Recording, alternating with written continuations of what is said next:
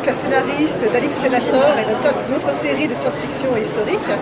J'ai fait beaucoup d'études d'histoire, j'ai fait l'école de Chartres et voilà, j'adore l'histoire, c'est ma caractéristique principale. L'histoire est fantastique. Le premier album se situe à Rome évidemment et le sénateur Alix a fort à faire parce qu'il y a des gens qui disparaissent. On ne sait pas qui les tue, alors peut-être des étrangers venus d'Orient, comme le croyaient les racistes locaux, ou peut-être plutôt des fantômes assez mystérieux qui brillent, qui dégagent une lumière verte pendant la nuit. Et Alix va devoir découvrir un peu qui sont ces mystérieux fantômes, d'où viennent-ils et surtout que cherchent-ils. Alors ça en fait j'ai triché, je suis allée la chercher chez Jacques Martin, qui donc est le créateur d'Alix, la série qui précède Alix Senator, la série que j'écris. Et lui on le voit dans plusieurs albums, cette matière curieuse qui s'appelle l'Oricalque, qui est donc issue d'une météorite et qui est une matière assez curieuse. Alors Jacques Martin ne parle jamais de radioactivité, mais évidemment, vu qu'il a écrit entre les années 50 et 70, on y pense beaucoup, on était en pleine guerre froide et on avait très peur de l'atome à l'époque. Et donc pour lui, l'Oricalque, c'est une matière comme ça verte, lumineuse, un peu comme le radium, et surtout qui brûle tout ce qu'elle approche. C'est une matière extrêmement dangereuse et extrêmement magique aussi. Parce que par exemple, dans Le Dieu sauvage, on voit qu'il y a une statue faite de ce métal qui a des pouvoirs extrêmement mystérieux. Donc c'est un peu l'angle magique de toute la série Alix. Le prochain album, qui va s'appeler La forêt carnivore, va se dérouler en Gaule. Il sera un peu moins magique, quoique... En fait, je joue beaucoup sur l'ambiguïté. Dans La forêt carnivore, vous allez découvrir qu'il y a une espèce de forêt hantée avec des hommes loups dedans. Alors est-ce que ce sont vraiment des hommes loups? Est-ce que ce sont des hommes? Qui sont-ils vraiment? Toute la question tourne autour de ça. Et je reste vraiment à la limite où c'est pas vraiment de la magie, mais il y a une ambiance très magique, très fantastique. Pas du tout, je dirais même que je suis de plus en plus, parce qu'avant de commencer Alix Senator, je connaissais surtout, comme tout le monde, j'allais dire Rome, la Grèce, l'Égypte. Je m'étais un peu arrêtée là.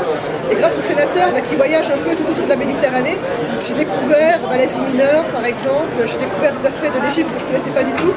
Je connaissais Alexandrie, je ne connaissais pas du tout l'Égypte du désert. Là, je reviens en Gaule pour le tome suivant. C'est pareil, c'est un pays finalement que je connaissais assez peu. J'avais beaucoup de clichés sur les Gaulois et ça m'a permis d'approfondir mes connaissances. Ça m'a fait très agréable de travailler sur cette série. Pas assez, j'y vais à chaque fois que j'ai l'occasion, mais c'est vrai que je prends peu de vacances, donc j'ai peu l'occasion d'en voir. Je connais surtout Rome, où je suis allée déjà 3-4 fois, où je retourne à chaque fois que je peux. Évidemment, je connais les sites près de chez moi, alors j'habite en Normandie, à Bayeux, donc on a le site de Vieux-la-Romaine, tout près, on a des restes de villages que je connais assez bien. Je connais d'autres sites français aussi, dans le sud, près de Nice par exemple, à Nîmes évidemment, les arènes, tout ça je parle. Je connais évidemment très bien tout ça, mais je connais malheureusement pas de site. Je suis allée en Grèce par exemple, quelque chose que je regrette beaucoup. J'espère que ça viendra un jour. Pour l'instant, c'est surtout de l'imagination. C'est comme Jules Verne finalement, j'écris dans ma chambre des choses que j'ai jamais vues, qu'elles n'existent plus je dirais. C'est-à-dire que j'admire sa grandeur, j'admire les merveilles qu'elle a construites. J'ai une certaine nostalgie quand je vois les ruines aujourd'hui. Et c'est ça qui me fascine finalement. J'ai aucun regret pour l'Empire romain. Je n'aurais pas aimé être une femme à l'époque d'Auguste par exemple. Ça ne va vraiment pas être rigolo. J'ai aucune nostalgie de l'impérialisme non plus, je n'aime pas les régimes forts. Mais j'ai quand même une certaine, une certaine nostalgie un peu sentimentale finalement, sur tous ces peuples qui ont disparu, dont on ne trouve plus que les traces finalement.